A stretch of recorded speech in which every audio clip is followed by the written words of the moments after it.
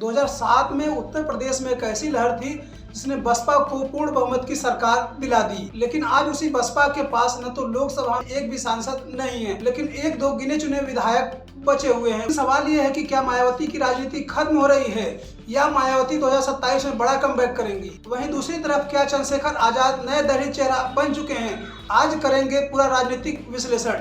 नमस्कार, मेरा नाम है तनवीर और आप सभी का स्वागत है मेरे YouTube चैनल पर। दोस्तों, उत्तर प्रदेश की राजनीति में दलित वोट सरकार को बनाने और सरकार को गिनाने की क्षमता रखते हैं और आज इस दलित राजनीति के दो बड़े चेहरे की बात करेंगे।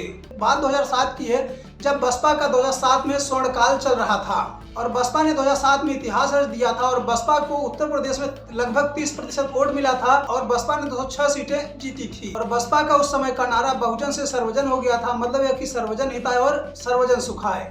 जहां उत्तर प्रदेश में दलित, ब्राह्मण और मुस्लिम समीकरण ने कमाल कर दिया था और पूरे उत्तर प्रदेश में बसपा का संगठन बेहद मजबूत था। गांव-गांव में कैडर था, लेकिन 2012 आते आते पूरा माहौल बदल चुका था और वही बसपा जिसके पास 2007 में 206 विधानसभा सीटें थी और 2012 के विधानसभा चुनाव में बसपा को मात्र 80 सीटें ही मिलती है और बसपा का वोट प्रतिशत जो लगभग 30% था 2007 में, वह 2012 में 26% हो जाता है और 2012 में अखिलेश यादव की साइकिल दौड़ गई और समाजवादी पार्टी की सरकार बन गई थी और यही 2012 से बसपा की गिरावट शुरू मानी जाती है। 2019 में बसपा की वापसी हुई, सपा और बसपा मिलकर लड़े और बसपा ने 10 लोकसभा सीटें जीती और 2019 में लोगों को लगा कि बसपा यहीं से फिर से वापसी कर सकती है, लेकिन जहां पर बसपा के समर्थकों और लोगों को विश्वास था कि बसपा वापसी करेगी और 2022 के विधानसभा चुनाव में बसपा की हालत और खराब हो गई और बसपा को उत्तर प्रदेश में मात्र 1 सीटें मिली और 2024 के लोकसभा चुनाव में बसपा ने एक भी लोकसभा सीटें नहीं जीती। मतलब यह कि बसपा का वोट प्रतिशत जो 2007 में लगभग 30% था, वह घटते घटते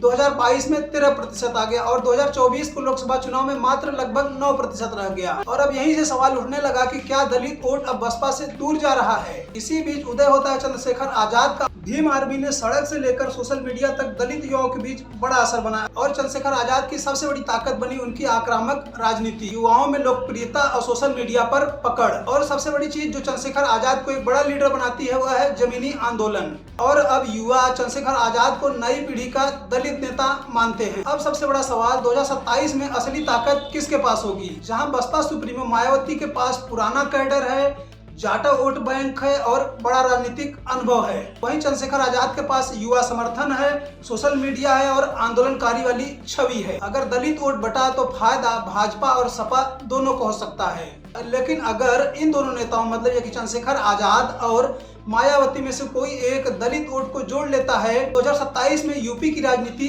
बदल सकती है। आपकी नजर में 2027 में ज्यादा मजबूत कौन है? क्या मायावती वापसी करेंगी या चंद्रशेखर आजाद बनेंगे नए दलित चेहरे?